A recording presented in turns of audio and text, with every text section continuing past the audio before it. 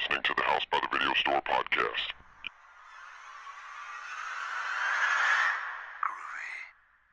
There's no more room in hell. The dead will walk near. We have such sights to show you. I kick ass for the Lord. Praise God, boy. Welcome to the House by the Video Store podcast. I'm your host, William, joined by Derek. Hello. And Sean. Hello. And on this episode, we'll be discussing Zombi, a.k.a. Zombi 2, which is the original title. The one from 1979, directed by Lucio Fulci. So we're getting into the first Fulci movie we've ever done. And that will be something we'll talk about in this episode. And because Zombie, like we mentioned on the last episode at the end, so it's technically Zombie 2 because it's the unofficial sequel to Dawn of the Dead. Because Dawn of the Dead was a co-production with Argento and Romero. And For so the you know, Italian release. and then they had like the Italian release that was edited and had the more of the Goblin score. Mm-hmm. And then this is the unofficial sequel to that, which has no storyline connection whatsoever, because this one is based on Voodoo. Yeah. And then Zombie 3, Fulci directed most of, but then had to step away, and somebody else directed the rest of it. And that person did directions on me 4. And then 3 and 4 don't have anything to do with 2, Yeah. which is also just called Zombie. So kind of confusing, but we're just doing the first Fulci zombie movie from 79, and it's available to watch on a few different streaming services on Shudderite and Vudu. Or was it on Shudder? I don't remember. I just watched on the Voodoo because It's on Vudu. I watch it on Prime. It's on Amazon Prime. I'm not sure if they're all the same cut, but you can. No, because the cut that I watched, we'll talk about this when we get the movie, but the cut that I watched originally was when I first got Netflix, I watched like this and Suspiria back to back, and you could only get them on disc at the time. Because that was before I think they did the streaming, or it was very limited because it was like in 2009 or 10. And the cut that I watched was much different than this cut, I feel like. Or there was some difference, because there's stuff that I remember not. This cut had things in it that weren't in the last one. Or, I'm getting this all messed. Anyway, they were different. There's some scenes missing out of this version that I watched. That's what I was trying to say. Yeah, so we will get to that, but before that, we'll go through some things we've been watching. And as always, if you want to skip straight to the movie review, in the show notes, you can find the times for when things start. But in terms of things we've been watching, so did anybody see that? Like, did anybody else heard about that movie Ghost Stories, the one that has Martin Freeman in it? Yes. That it played at some festivals. So I watched that. Was that any good? So It had a limited release. Had a limited I think it was release. played at Baxter. And it was kind of a film festival movie that I remember seeing reviews coming out of the different festivals. And that was where I heard about it, and had Martin Freeman in it, and it was a British movie. And it's kind of laid out as if, like, the basic setup is that a paranormal investigator gets 3 cases to investigate that couldn't be solved. And because he's like a skeptic of anything supernatural, and he investigates those cases, and that's what the movie's about. And I will say that, so hearing that and the way that the poster looked, because the poster looked kind of like a throwback to like an 80s type movie. It looked, the poster made it look as me kind of schlocky fun. And it wasn't that type of movie, because I had only heard very basic reviews that said like, oh, I enjoyed it. That's when you don't watch a movie. Well, this is like, whenever It was a movie. Well, I'm just saying, like, basically, when I look for reviews for things, I like to get without story details if I can. Just like, tone, feel. Did you like it? Did you not? Would you recommend it? Is it somebody whose opinion I trust on other things? And it really wasn't the type of movie I thought it would be, because I was thinking it'd be more of like a kind of fun, Scooby-Doo movie. or not Scooby-Doo, but I thought it would be like more upbeat, and it's a little bit more like somber tone and a little bit more low-key. More like whatever the last zombie film he did was. Oh, Cargo. Yeah, I don't really like Cargo, but it really wasn't like Cargo. I'm trying to think of like a contemporary movie to compare it to, but basically, I thought it'd be more like based on the posters and more stuff, fun. or more fun, or at least more trying to go for scary or something, or more like The Changeling almost. Not that that's fun, but like the haunted house elements of it, I thought it'd be more like that. Was it a bit dry? It's a bit dry, and the 3 stories that you get are interesting enough, but the fact that he's interviewing people from the stories tells you they didn't die, so there's not a ton of suspense.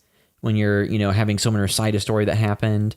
And the ending went in a direction, then it's like, oh, okay. Because early on, there's a part where I'm like, I think this character is actually played by this person. And then at the end, it's like, oh, nope, I was right. That voice. So it does stuff like that. And then the ending of it kind of goes in a direction that a lot of movies do that I don't care for. Without spoiling it, it just if you see the movie, you'll know exactly what I'm talking about. In terms of me, like the ending of it just kind of went to a place. It's like that wasn't as satisfying as what I wanted to see. I thought, this was gonna be more of a fun investigative movie. Somebody investigating these like scary stories. Which the little vignettes of the stories themselves are interesting enough. They are, their parts of them are fun or interesting, especially like the second one. But just the overall, they didn't. Like I thought it was like, oh, it's an anthology with this wraparound, these like, Martin Freeman's in it and stuff. It went in a different direction than I thought it would, and it wasn't something that is it all from a single director? Yeah, I mean, and I think, and it's not a movie that I really disliked or hated or anything. It's just a movie that hearing a little bit of festival buzz for it and seeing that it had Martin Freeman, who I generally like and everything, I was expecting more from it, and I came away saying, oh, it was interesting enough. Or there's two directors, Jerry Dyson and Andy Nyman, who Andy Nyman was in the movie. So I'm not sure what the breakdown was between the two. But I enjoyed it enough. I just, to me is more like a 5.5 out of 10, at most like a 6. Not really like a knockout must watch.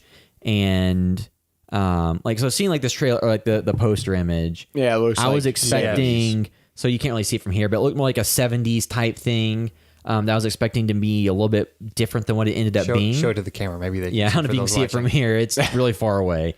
Zoom in. I can just throw it on the screen and the podcast and edit it. But it's just one of those things where it didn't really turn out to be what I thought it would be. And sometimes that's good or bad depending on your expectations. Just to me, it left like, because Julie and I watched it together.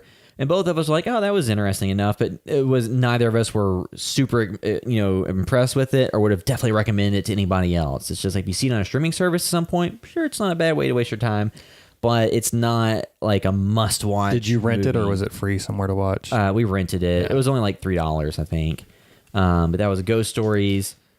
I watched Ozark Season 2. Did anybody else watch Ozark Season 1? My wife did. So that's the Jason Bateman show. It's kind of like a lesser Breaking Bad. Essentially, what's his name? Michael Bluth. Jason Bateman. Jason Bateman is a money launderer he's a money. He's Michael Bluth. He's a guy that launders money for the cartel, and some bad stuff goes down with his former business partner. So him and his family, are going to be killed, but he comes up with some, plan to help them prove his loyalty and to launder the money for them in a different way.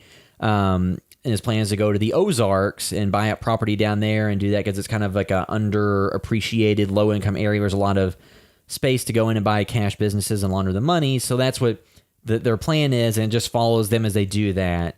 And it's a lot of them having a lot of roadblocks along the way, knowing that if they don't come through, they'll be killed. So it's kind of like a Breaking Bad-esque type show. To me, it's just it's a lesser than the original Breaking Bad. And, to me, it's not anywhere close to Better Call Saul or stuff like that. It's a decent show. Like, it's good. It's like, if Breaking Bad and Better Call Saul and The Shield and Justified and a lot of these kind of crime shows are, the A tier, this is the B tier. Like if you enjoy those, it's good enough. I don't think it's better than. I think it's, comparable to in the, similarities of, normal-ish person has to figure out this, crime world. So there's like the elements like that. But to me, it doesn't have the emotional investment of something like The Shield did when I watched it initially, or Breaking Bad or anything like that. So it's a good show. But it's kind of like a B-tier crime series. Like, good enough. Yeah, and like the fact that's on Netflix, like, sure, I watched it in the course of like a week and I enjoyed it enough. But it wasn't something where I was just sitting there like, oh man, how are they going to get out of this? Like Breaking Bad did to a lot of extent. Just throwing popcorn everywhere every time something happens. So that was the stuff I've been watching. I was sick last week with like a sinus. I get allergies really bad. Once you get a sinus infection, it takes me down for about a week. So I just like sit on my couch and watch a bunch of horror movies and whatever's on streaming services. But I had to rent one, but the only two I really want to talk about was first one to talk about is as above, so below, however it's pronounced. As above, so below. Because Bloody Disgusting recently posted something about like 10 what do you call this, found footage movies that were like overlooked, and that was on the list. And I remember seeing commercials for it when it came out and stuff, and I thought it was going to be dumb. Anyway, I went ahead and watched it.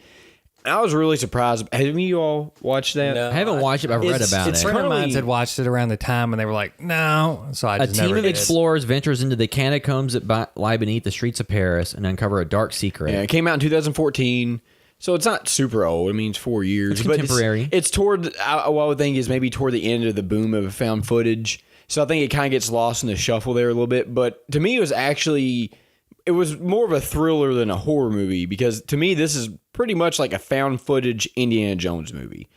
And that's not what I was expecting, but that's what this is. So I thought it was like really cool because it's kind of mystical, and you don't get that in a lot of these found footage. Yeah. It's usually, so I don't know if the people that you'd watch that had saw it were expecting something different, because I was expecting more of because in my opinion, a lot of found footage are bullshit. They all end the same way. They have the same. This was quite a different movie. I highly recommend it because it just like, if you kind of like the Indiana Jones, kind of vibe and stuff, this National Treasure, this is like, again, the horror version of those movies. This is like the thriller, the weird stuff, supernatural, kind of mystical. So like Tom Cruise is at The Mummy. Yeah, but good. Like this, I enjoyed this way more than the Tom Cruise Mummy. The lead actress is very good in it, and there is some I'm very claustrophobic, so there's some, because they're in catacombs and wherever, Well, the maybe in catacombs beneath France. Paris are an interesting thing anyway, because there's all these kind of stories, like a girl was at a party and was drunk that was in the catacombs and kind of wandered away and died, and they found a body. Now, they could all be fake. Yeah. But And there is a little bit of urban legend legends. stuff to this, but again, this does kind of fall into the general tropes of found footage. So there are some stuff that doesn't really fit in with the rest of the movie. Does anybody jump up in front of somebody's camera and scare them?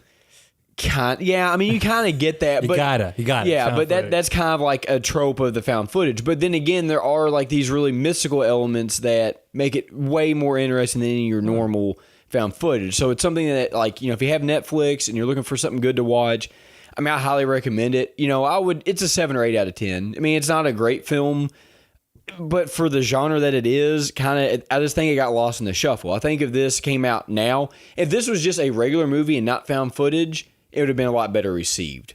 But since it is the found footage, I think that people were just tired of them at the time, because those don't get the same appeal that they had, maybe when the first Paranormal Activity came out. What was that, 08, 09?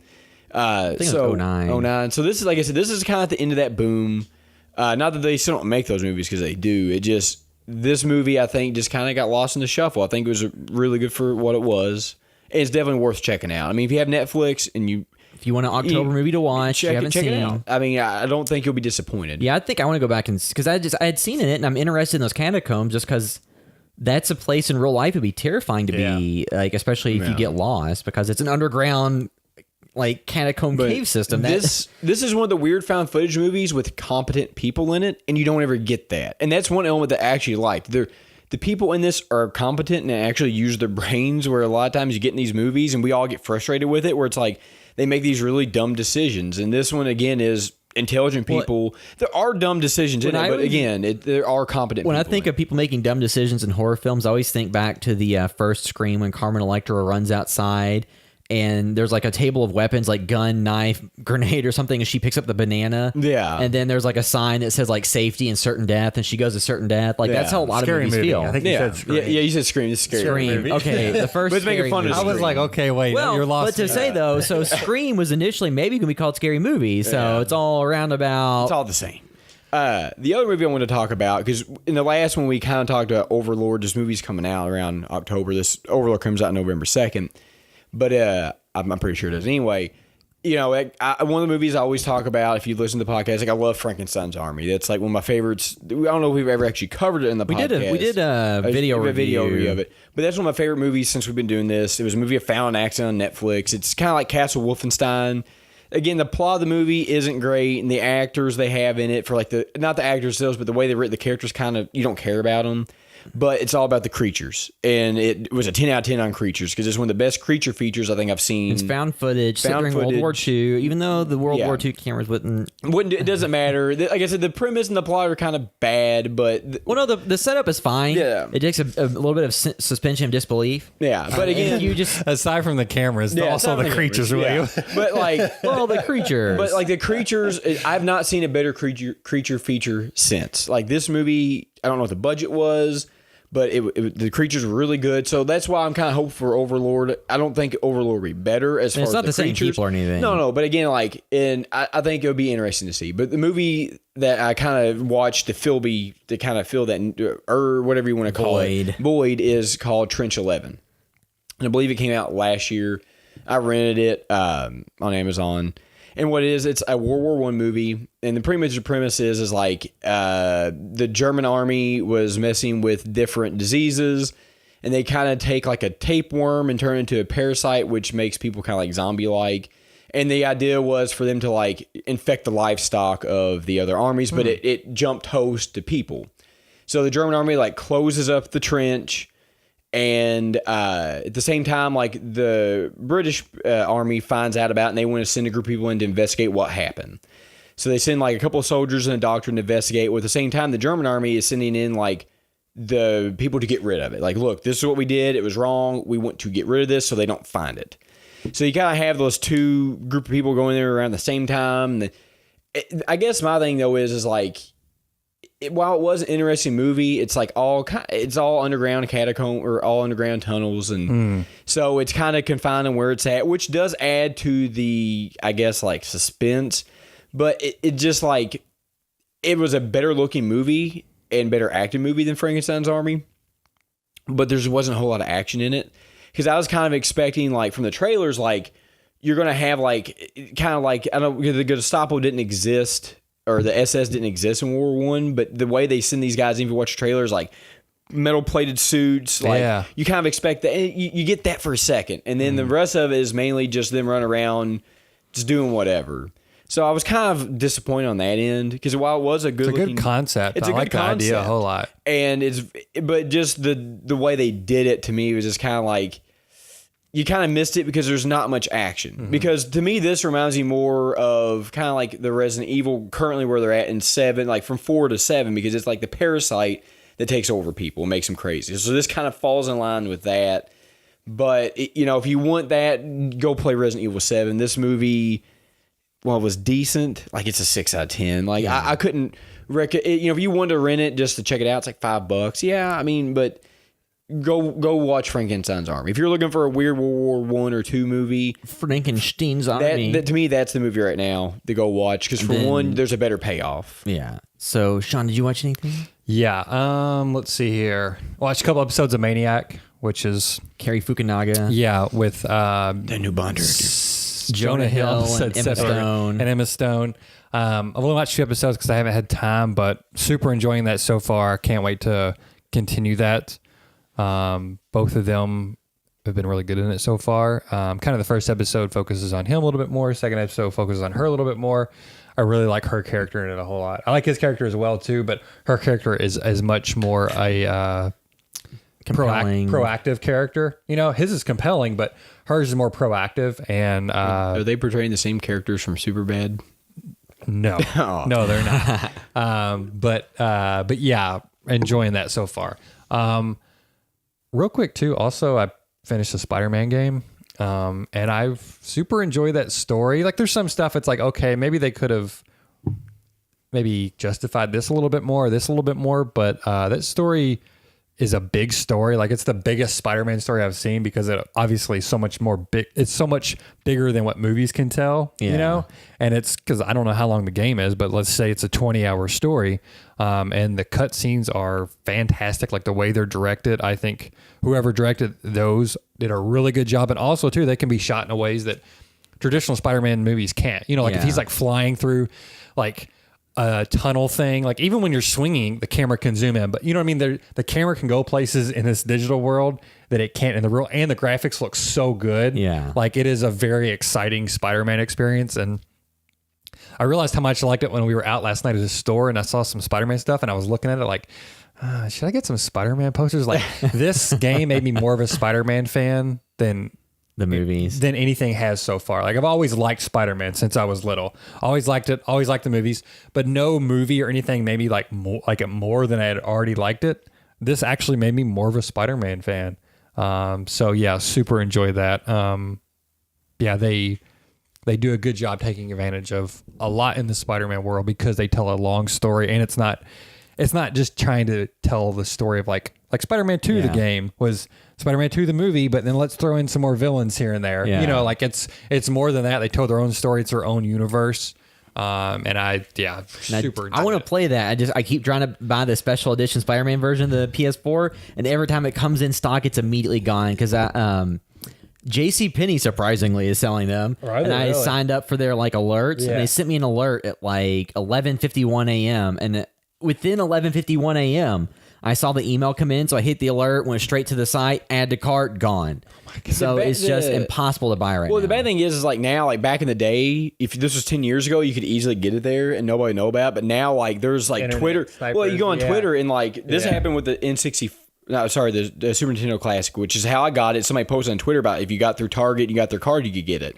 But it's like back in the day, that was like limited information. Yeah. So like if we wanted a video game, remember like one of my friends had Sam's Club, so his dad would go out there and there'd be like 100 copies of it at Sam's Club, and nobody'd have it. Yeah. You know, if you try to go GameStop or whatever, you couldn't get it. So, but that's But today, now. everybody makes the information widely available. So where screw stuff those people that is. do that. 'cause Yeah. they But then shouldn't again, that's how we even know that it's at somebody's places to begin with. But catch 22. But yeah, I'll just mention that real quick because I'm talking about the storytelling mainly, but I'm probably I don't know if I'm 100% the game, but I may actually, which I never do that. But also I bought the version with the DLC because I was like, people seem to like this, and I'm like pretty excited to play more of that story, but I've still got like a little bit of side mission story stuff to do. But yeah, super enjoyed it as a Spider-Man thing for sure. And I like that it's different than the Homecoming films because that is like teenager Spider-Man. And you know, it's this more one's adult, like 23. 23. Yeah, so it's cool because it's a different thing and it's its own thing.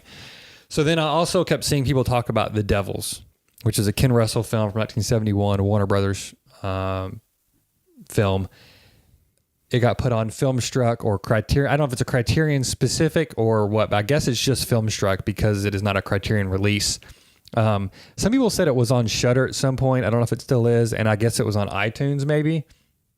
But I also saw somebody say that The Devils is kind of like Warner Brothers' Song of the South, where the reason they haven't put out newer versions of this and they haven't let other companies, like oftentimes studios will lend their movies to Criterion or somebody to remaster it. Scream Factory or whoever. They said because it is the apparently the whoever at Warner Brothers, they think it's like because this has some blasphemous elements and stuff, they don't want to help promote this film anymore, even though it's in their library. So hearing that it's like, hey, this is not like a super well promoted film, especially by the studio. This was just a standard definition stream, but I heard a lot of people talking very highly of it, and I wonder partly sometimes when that happens, it is because maybe a mystique around the film, or that it is like harder to find or whatever. So I was like, temper my expectations, but it's like people seem to like this, and I've seen imagery from it posted around of kind of the nun with her head cocked, and it's because she has like a hunchback. And so real quick, the synopsis is, in 17th century France, Father Grandier seeks to protect the city of Loudun from the corrupt establishment of Cardinal, I'm not going to pronounce that. Hysteria occurs within the city when he is accused of witchcraft by a sexually repressed nun. So this is like kind of, it's rare to find historical drama horror films, especially this far back, because this is like 16th century, or 17th century, so I would say 1600s. It's often they are more contemporary or the past 100 years. Yeah. And the thing, so I super love this film. I thought it was amazing. Honestly, I think it maybe is like one of my top 10 horror films. But the thing I loved about it, again, it's in my lane. We were talking about Mandy, like, maybe it's just, this is like in my lane because this is a film, again, he's accused of witchcraft, and they talk about possession and stuff like that. Some of these films, just like The Exorcist, which is a Warner Brothers film, or The Nun, they seem to, the thing that I like about them, but also too, it's for some people a suspension of disbelief, is like, hey, for this to kind of play, you got to believe that you can be possessed by demons, and that all this is real. You got to take everything as Catholicism or whatever religion is surrounded. Normally, it's Catholicism with possession and stuff. Yeah. You got to take that at face value and say, hey, this exists. This is real. This is all true. These people are telling the truth, or what they think to believe is true. So therefore the possession is true. That's where I'm saying it breaks down for me, but it stops at a level of elevating the film to a certain level. Yeah.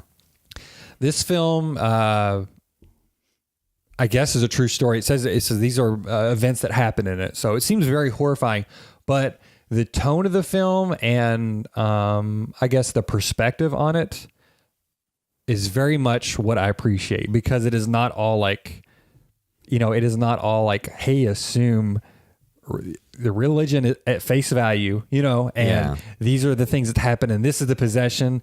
I'm much more interested in films that kind of, I guess, look at the horrors that people can commit or have to commit, maybe by the situation they're in or whatever. Yeah. And this is that type of film. And also it being historical, I loved everything about it. It moves too. It is not slow. It feels very dense. I don't know if subtext is the right word, but it naturally being about religion, I feel like it's saying a whole lot. Yeah. Because religion obviously encapsulates modern humanity. You know what I mean? Like everything about modern humanity and our whole history and existence and its influence on people. So it feels like it has a lot to say, but it's also just telling the story of, of this town and this priest. And it is very much a drama, but when you say drama, it's not dry at all. Yeah. There's a lot of tension and people being accused of things and some very, very striking imagery and some horrifying scenes. For me, it like fires on all cylinders. There's one thing about it that almost seems like it could be maybe hokey. I'll go ahead and just spoil this one tiny thing. Earlier on in the film, I say this and you're like, oh, it's that type of film. It's not really, but there's a sword fight, a quick sword fight in the film, and one person is using an alligator. It kind of makes sense when you see the film. Somebody's using it for medicine, the alligator, and it's like, I guess, dead or whatever. So somebody picks up the alligator, but it's just out of left field all of a sudden. But aside from that, it's just some elements maybe, I don't want to say feel surreal, but because that was so long ago too, there's just some crazy stuff in here, but also it makes it feel heightened because it's like, hey, the things people believed and did, society was different back then, but also when it brings in the religious stuff, it's like, oh, also very much the same, the way people rally behind it and kind of take things at face value, but it is very much, I would say, a damnation of, it does not condemn religion in some ways, but also it is also just telling the story about this town on some level as well. And there are good sides and bad sides and maybe some good elements to some people who promote the religion, but may not be practice what they preach, Yeah. So Hypocritical. Anyway, Oliver Reed is in it, directed by Ken Russell, who also did Altered States. I watched that somewhat recently with William Hurt. Thought that was amazing as well. So I definitely want to check out some more of his stuff, but I really hope this gets remastered because this is a film I would want to buy on disc. And yeah, if you have, I guess, like I said, Shudder or something, I would definitely recommend checking it out. It may not be your thing at all, but it's a different type of horror film. That's what I loved about it. It's not just like, hey, we're making a genre film, something like how I imagine The Nun probably plays out, or even The Exorcist. I love that film. Or The Exorcist 3. Exorcist is a little slow, I love that film, a little slow. This is not that film, but also it doesn't lean on those elements so hard, but also it is very visually interesting. And again, every scene, it feels layered because every scene, it just feels like they're packing in so much with the dialogue as far as commentary on some things, but also moving the story along. Like it moves. It is a well crafted film as well too. So I highly recommend checking it out for sure if you have any of those services. Just looking around for it. Devils. Yeah, called The Devils, 1971, directed by Ken Russell. So yeah, I just super enjoyed that film, and now that is another film probably on my top 10 list that I'm like, that's my jam. I didn't know that type of movie existed. You know, not that it's totally out there, but it's super happy with that film, and I did not know what to expect other than people's praises about it. All right, so you ready to move into Zombie? Zombie 2. So we'll do full spoilers throughout. This movie came out in 79. If you're in the horror world, you've probably at least seen the some of these. zombie movie. You've probably seen it, or you've just seen some of the most iconic moments from it. So the basic synopsis is that strangers searching for a young woman's missing father arrive at a tropical island where a doctor desperately searches for the cause and cure of a recent epidemic of the undead. So, you know, the basic This outlay movie's plot actually makes really no sense. It's essentially it's a name only sequel to Dawn of the Dead. So whereas Dawn of the Dead to me was a very character driven movie of, you know, the characters get on a helicopter and escape to this mall, and then there's all the kind of satirization of American culture and consumerism and stuff in that movie. This movie is not that at all. I feel like that's the vibe. I mean, granted, I don't want to say American and Italian because very much Romero, Romero zombie films. And then this is like the zombie films where it's like, you just want some zombie action. Yeah. There you go. No commentary. It could have delved into commentary about, you know, colonialism or whatever, or, you know, coming into other cultures and the ramifications of that. There is a line where one of the characters, he's the only other white man on the island. Yeah, that which is just funny. Yeah. Yeah. They could have delved into that for sure. You could have made an interesting film based around and explored a multitude of things and made it very different from the Of the Dead series. But this is very much seemed like a straightforward zombie. I feel like thriller. Zombie. So, you know, the basic story plot. So you have like the opening scene where the boat comes into New York. Let's talk about this boat scene real quick, because the opening scene of the movie is there's somebody wrapped up in a white sheet. You don't know who it is at this point, and then they rise up and they get shot in the head, and it kind of lingers on there. You see, and then the guy's like, "Get the boat ready," and then the next scene is like you see a boat just floating in the New York harbor. Yeah, good opening. Now it is a good opening. And then you have like the Coast Guard sends 2 police officers out there, and they're kind of looking around the boat, and they don't really see anything, and they're talking about making money off of the boat. And one of the police officers doesn't really want to go in the bottom cabin area, so he has the other guy do it. Yeah. And then there's a zombie that comes out that's a big zombie, and he kills the other officer, and they shoot that when he falls off the boat. Fast forward to later on in the movie, we see that scene, like in context, it still makes absolutely no sense that they get a boat ready and send it out. It makes no sense if you think about it.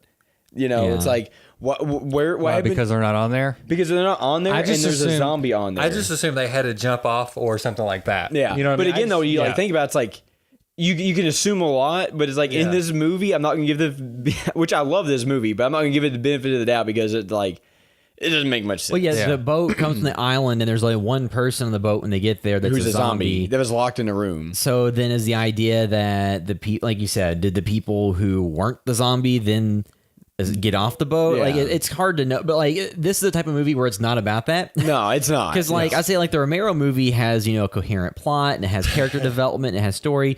This movie, when you go into it, the things that before ever watching this movie from beginning to end, the things that I was aware of: a girl scuba diving topless, yes, a shark fights a zombie, and there's a splinter through the eye. Yeah, that's the big 3 plot points of this. Those are the big 3 things I was aware of before seeing the movie. And so, too, you have to contextualize a little bit, because I feel like a big difference between the Italian zombie movies and the American zombie movies. In the American zombie movies, a lot of the Dawn of the Dead was just people with blue makeup. Yeah. Going, like it was lesser. And there was like some gore and stuff like that. But it feels like the horror was in the number of zombies and what society devolved into.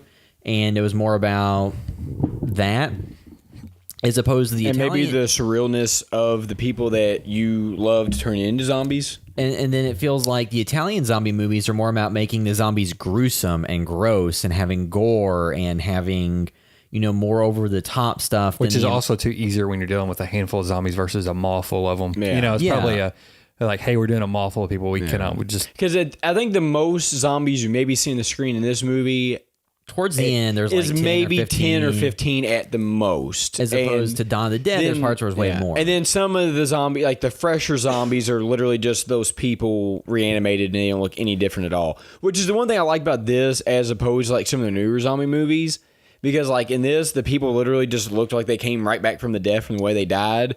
Whereas in today's zombie movies and stuff, they always look so much vastly different. It's like, well, you wouldn't change that much in the course of 20 until you have like the zombies that come out of the ground from like graves. Which that doesn't make much sense. were like the conquistadors from like So the basically, 1600s. So it's like, oh, okay.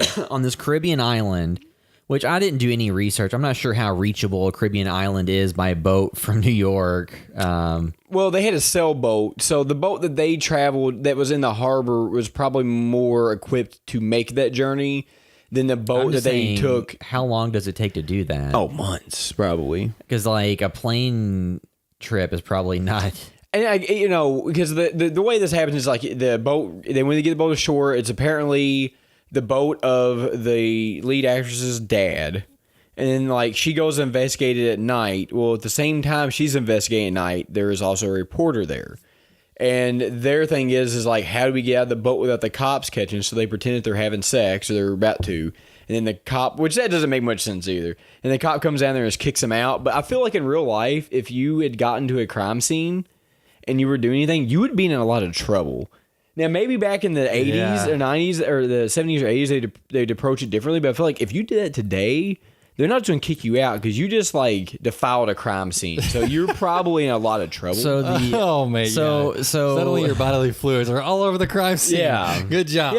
Just for them too. It's like, oh, okay. There's the blood's all mixed with the semen. But like, and then they find the note somehow, and then they realize they need to go to this island. So yes, you have Anne and Peter, who's a journalist, decide they want to go to that Caribbean island. Which Peter and Mattol. Anne don't seem like bad people. So it's kind of weird how they en route they end up getting a ride from Brian and Susan, who are sailing the area and agree to take them to the island. And this is where so they're on the boat, and Susan goes scuba diving because she wants to take pictures of underneath wearing an incredibly tiny cloth white bikini that you can see through once it's wet, topless, and she's sunburnt.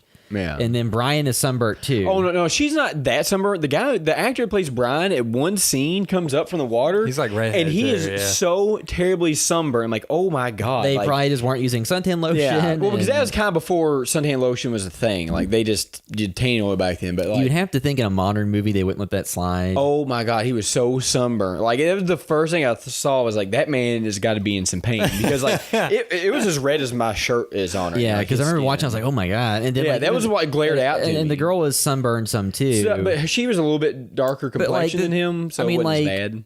And obviously it's an Italian production because nobody who's American would go scuba diving topless. I would Topless think. in essentially underwear. Like it wasn't even a bikini bottom. It was a string thong, underwear. Yeah, that was cotton white. Hey, man, who knows how they roll down there in the Caribbean? But it was just funny. Like, but the biggest part of that is like you have this topless woman down there, and she is attractive. So you have an attractive topless woman scuba diving underwater, and then she runs into the shark. So as she's trying to get away from the shark, she like goes beneath a coral reef, and then like an arm comes up and grabs her shoulder, which is a zombie. And then I will say I love the synth score in this movie because they kind of reuse the same one a lot. It's like melodramatic, and all that stuff, but it's enjoyable. It's enjoyable, but then you have like the shark and the zombie fighting, and so I guess at one point the shark rips something, or the zombie rips something out of the shark and starts eating it. But then the shark rips the zombie's arm off and like just swims off.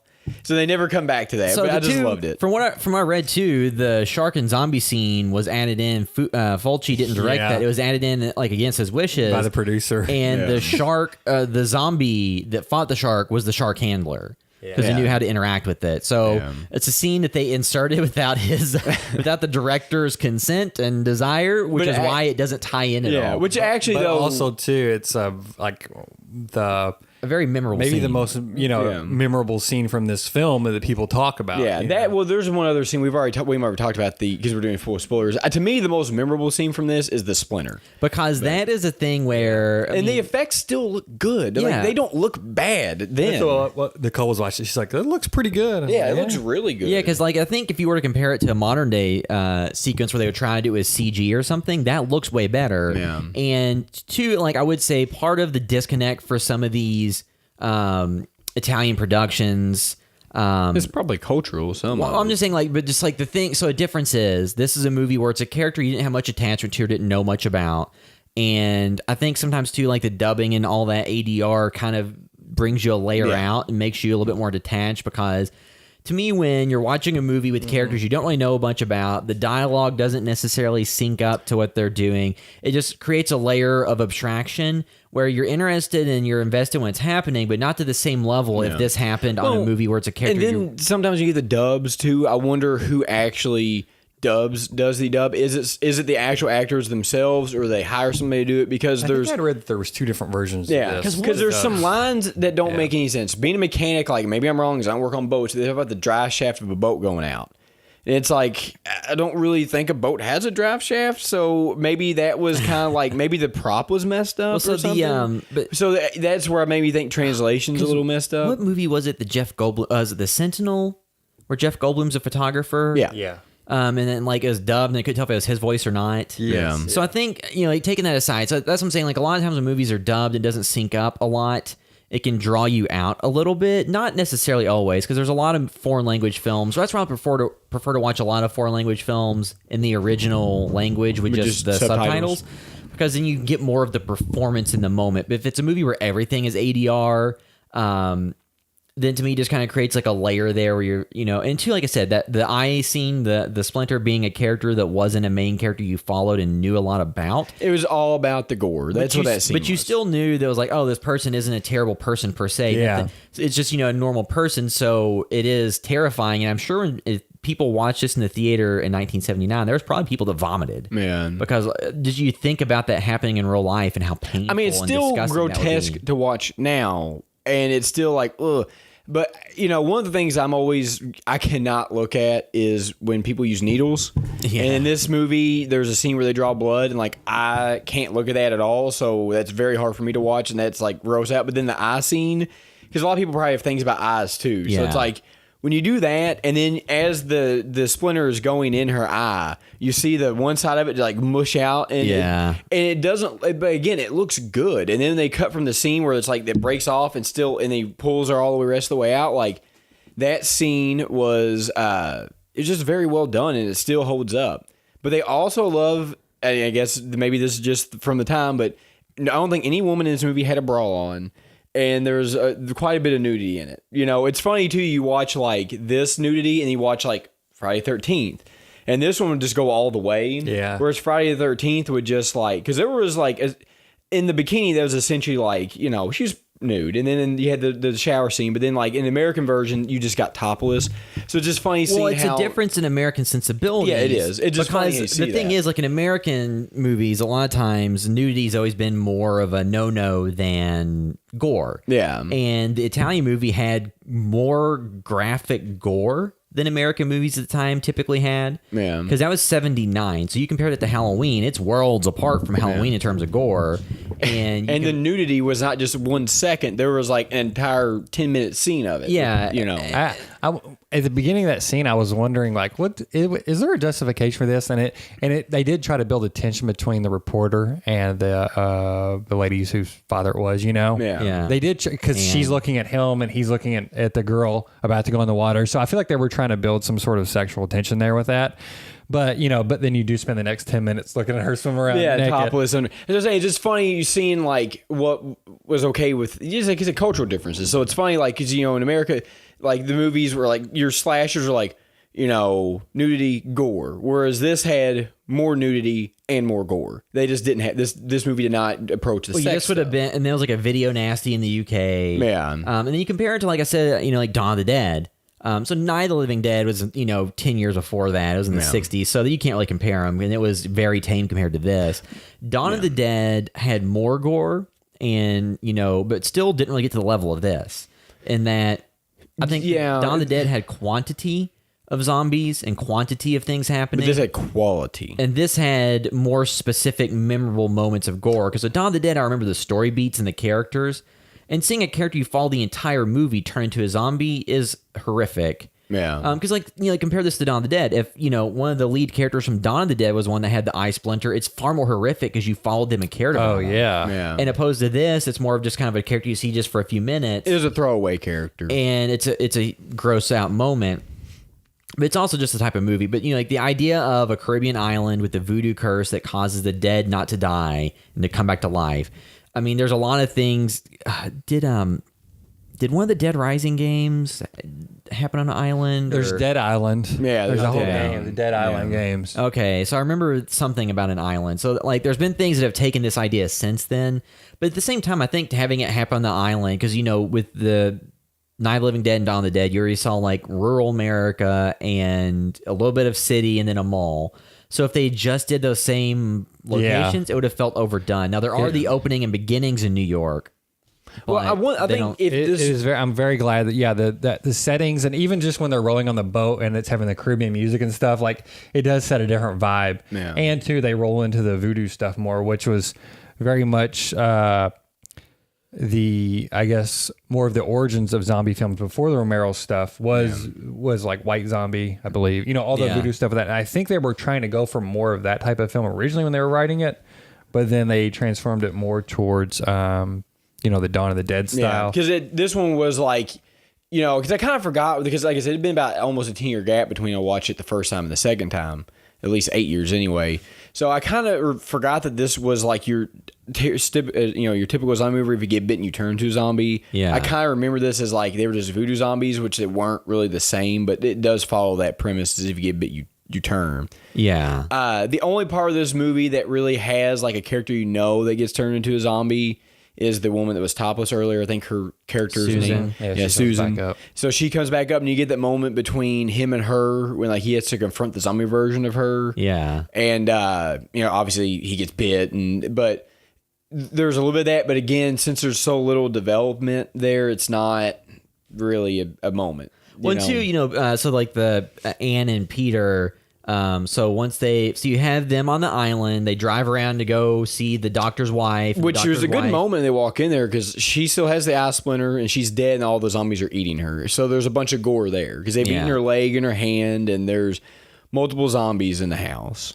Yeah, so you have that element, and then they try to get back to the doctors, and that's when you see all the zombies on the street. And they wreck it, and it breaks a guy's ankle or something. Yeah, and then they get to his shack. His barn essentially. And then that's when you have the climactic scene of all the zombies come, and they shoot some of them with a gun and fight them off. Then everybody gets turned at that point. Pretty much. And then they escape back to the boat eventually. Because I think if you'd done this movie now, the plot point would have been maybe the doctor you get the full story of the main woman's dad, what happened with him. Yeah. But I think if this was redone now, the plot point would be probably more how the doctor initially started off for good, and then maybe transitioned to being maniacal and using the people that lived in the island as test subjects. I think that's where if you did this now, which this movie never really got into that, because obviously the doctor at this point when you reach the movie wasn't necessarily bad, but he wasn't good, but they never really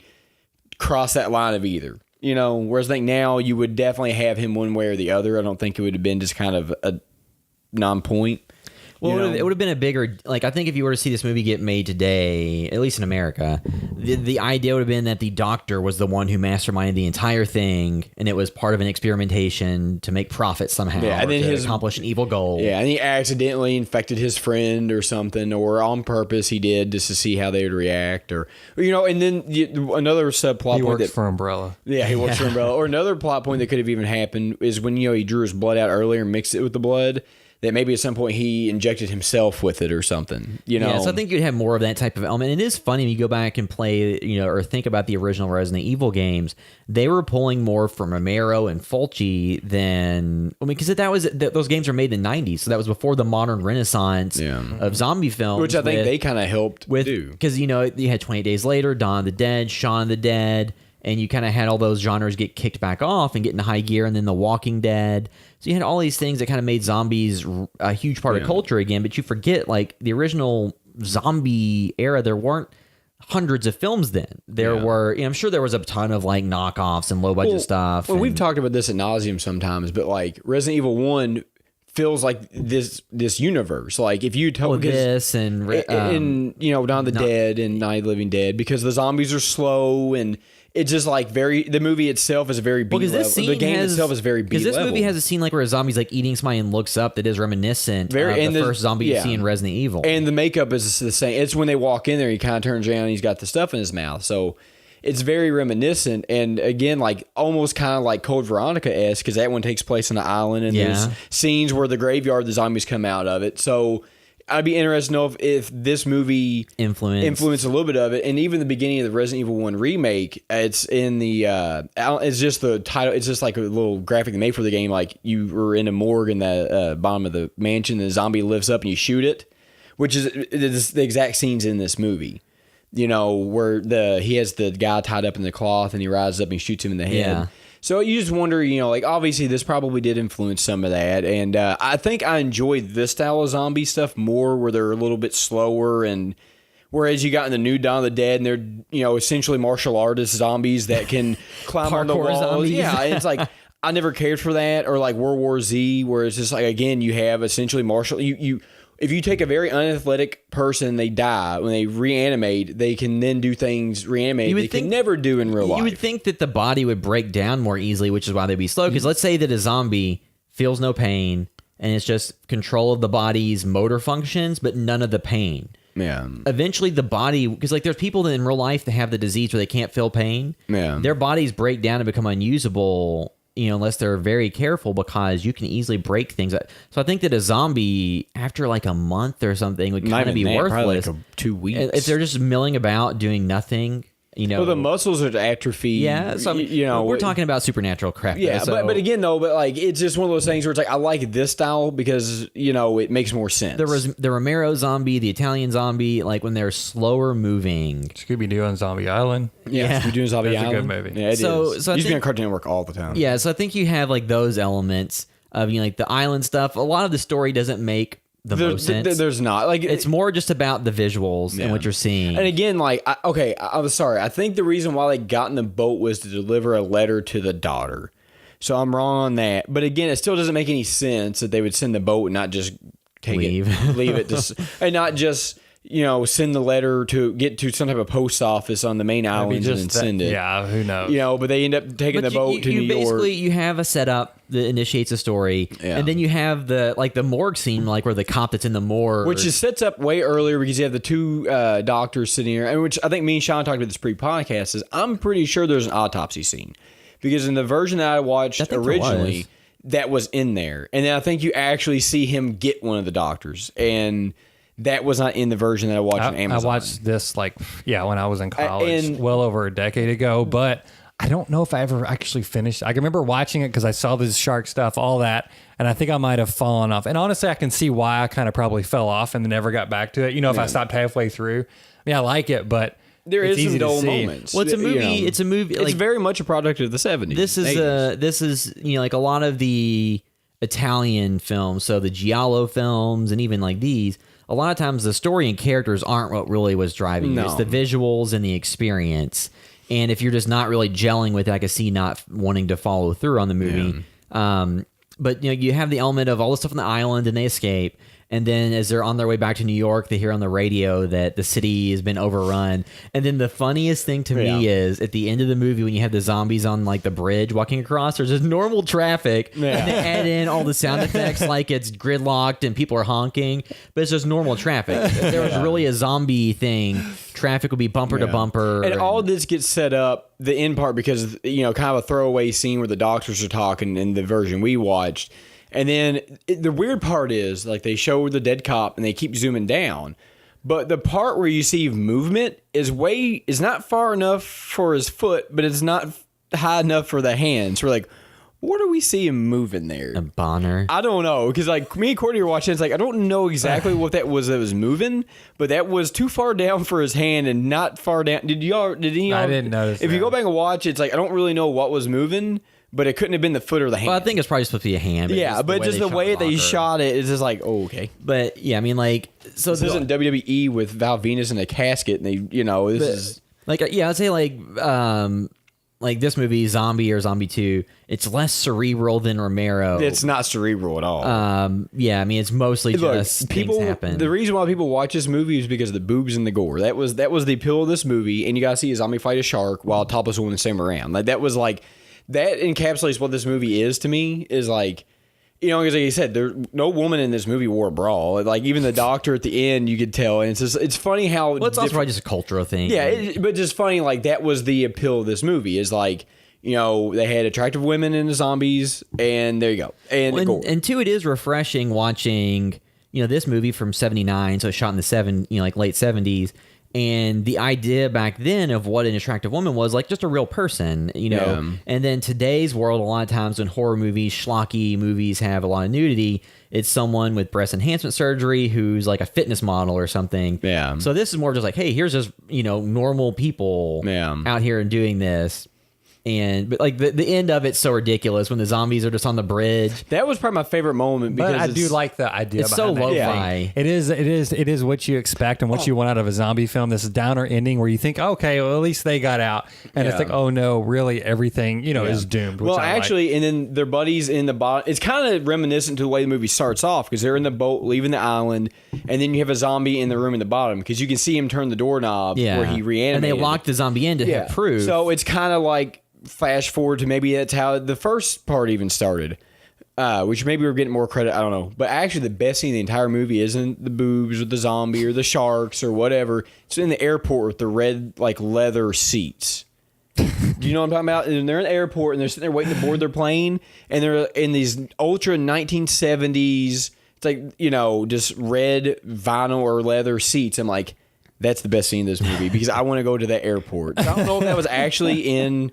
I don't know if that was maybe sure it somewhere. was. No. But I don't know if that was in America. I don't know if that was a European airport or maybe it was an Italian one or whatever. They shot it in New York, Italy, and somewhere. Because you just look at that and it's like that was just so fantastic. Well, then you think about I would like, love to see an airport that air like that travel today. at that point. So there's no TSA, there's no security. It's very checks. different. People can smoke and drink on the plane or whatever. DB Cooper can hijack airplanes. They just brought the zombie on. It was probably a carry-on. He feels bad. Okay. But yeah, so the movie, like I said, has all these elements, like the downer ending, but then like Zombie 2 and 3, or like the follow-ups are Zombie 3 and 4 don't really tie into this movie at all. So it's not really like it's setting up a post-apocalyptic world that you then see. It's just kind of like, hey, here's an idea. It's kind of like Elseworld, like I said, a lot of those movies that that came out for Italian production companies would be a sequel, but had nothing to do with the prior movie. Which Makes kind of like messy. the current day Cloverfield. Yeah. I mean, those movies that Cloverfield Paradox tried to loosely tie them together. But it still didn't make 100% sense. I mean, I do really like this movie. It was just one of those ones I remember like when I first got Netflix, they didn't stream anything yet, or if they did, it was very limited. So I got this. I think I watched like this and Suspiria and The Sentinel at the same time. And I think Don't Look Now, because those are all stuff that you could get.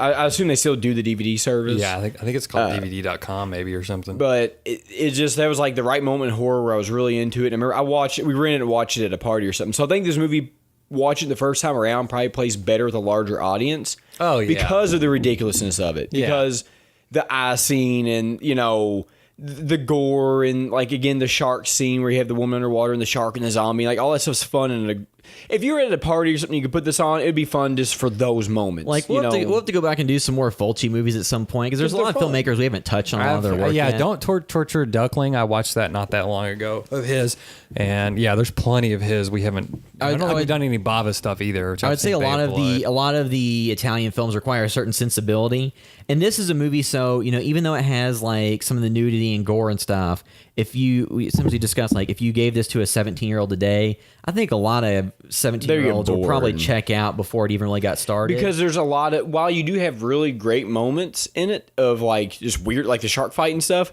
it's like You take a there's while to set get to pieces it. and there's gaps Yeah. in between. So it's not Yeah. like And- your rapid fire. These are the big setups that they have. and it's not like there's an overarching story that really would draw you in as much because Yeah. the zombie action at the beginning of this film is relatively tame compared to what's on The Walking Dead every week now. Yeah. And I think just so a lot of younger audiences who don't have an appreciation for films because we've discussed before, a lot how a lot of younger audiences don't really care for stuff that's older than about 15 years old because the sensibilities Pacing. back then were different, the pacing was different, the effects were different.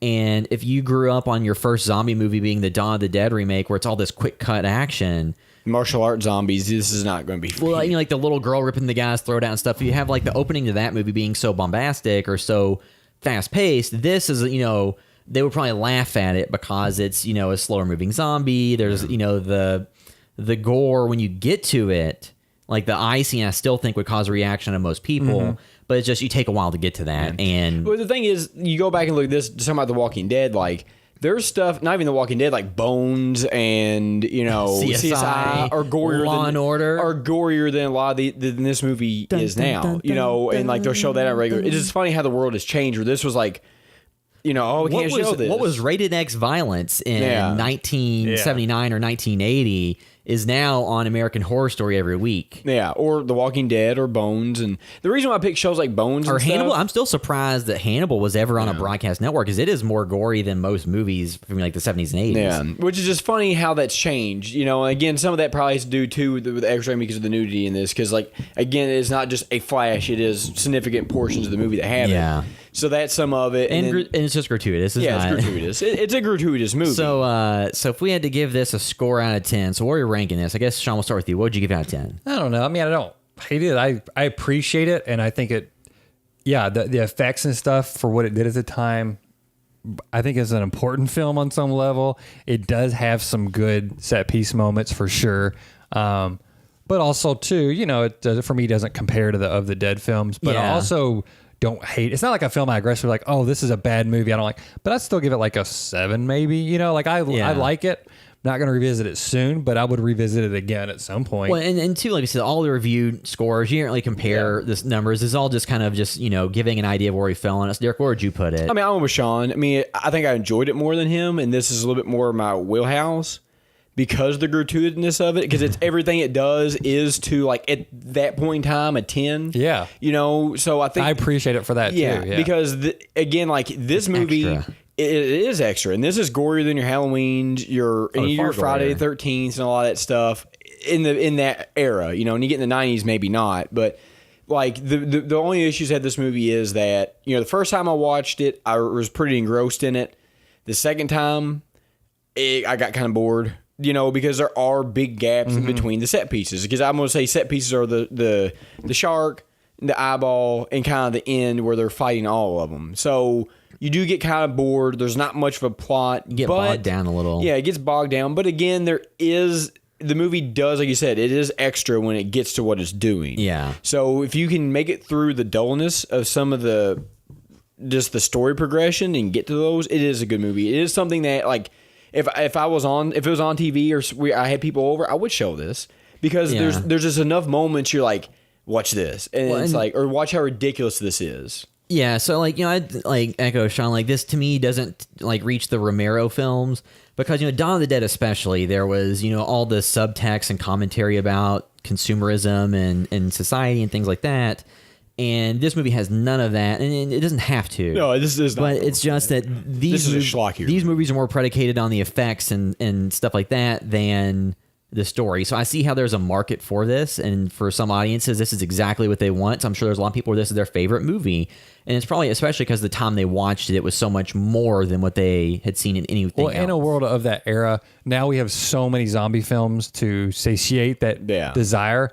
But of the era it was made, this was the film that this was a good film to make at the time because it's like, hey, more zombie stuff. Yeah. Now, of course, there's oversaturation. oversaturation. But if you take that out of the equation, this film has a lot more value, and it did have a lot more value back then. Yeah. I would but still- I think it's important in the pantheon of zombie films. Yeah. Obviously, it's hugely I would important. still choose this over a lot of modern day zombie stuff. Yeah, me too. Because like to be honest, They've been tainted by some other bad modern zombie films. Well, like even the modern Dawn of the Dead, like I don't. care much for that. see, I would rather watch Did this you than see? that. You're talking about them being athletic. Okay, Dawn of the Dead. Yeah, they run. I liked the Dawn of the Dead remake. Did you see the first Day of the Dead remake though? The one that had Ving Rhames, like Mira Sorvino, Yeah, or they literally Mina Suvari. Aside from web slinging, they literally had Spider-Man powers. They literally can crawl on the ceiling. The Yeah, Spider-Man- I've seen I mean, they're like spiders. Zombie It's so Man. weird. Oh, I And, guess I like- didn't give it a score. I'd say like Oh, yeah. 6. Six. I mean, like I said, as much as I enjoy this movie, I cannot, within reason, give it more than a 7 because it does have faults and it is kind of boring. And it's a movie, like some movies are a little bit more timeless and easier to recommend without a bunch of caveats. Yeah, this isn't This one is you lay out the caveats to someone and then they make the decision of whether or not they want to watch it. You watch this movie for 3 things: the shark scene, the eye scene. Well, for most people, they could probably just watch it on YouTube because Yeah. the eye scene, there's no more setup with that character that makes it that much more disgusting Yeah. or gruesome. So you can just watch the scene if you really want Oh, to. and then the scene when they go back to the house and find her later. That's a good. That's a Yeah, good and there's all the zombie zombies eating the body. Yeah. Yeah, so that'll wrap up our discussion of Zombie, aka Zombie 2. And if you're listening via iTunes, you can leave us a review. It helps other people find the podcast. You can always leave us comments on YouTube if you're watching, listening there. You can send us emails at podcast@housebyvideostore.com. And you can find all the work we're doing at housebyvideostore.com. We have a new short film shared that's out now that I think we mentioned on the last podcast. So if you haven't checked it out, you can check it out via our YouTube page, our Facebook page, or at housebyvideostore.com. We have another one we'll be shooting in October that Chad's directing called They Knock, so you can be on the lookout for more from that. But like I said, you can find everything at housebyvideostore.com. Make sure to follow us on Facebook, Instagram, YouTube, Twitter, and all those places. And then if you want to find us specifically on the internet, you can find me on Instagram at TheWilliamCaps. You can find me on Twitter and Instagram at MetaWorldDerek. I'm on Twitter at SplevinSean. And that'll wrap up this episode of the House by Video Store podcast. Thanks for listening.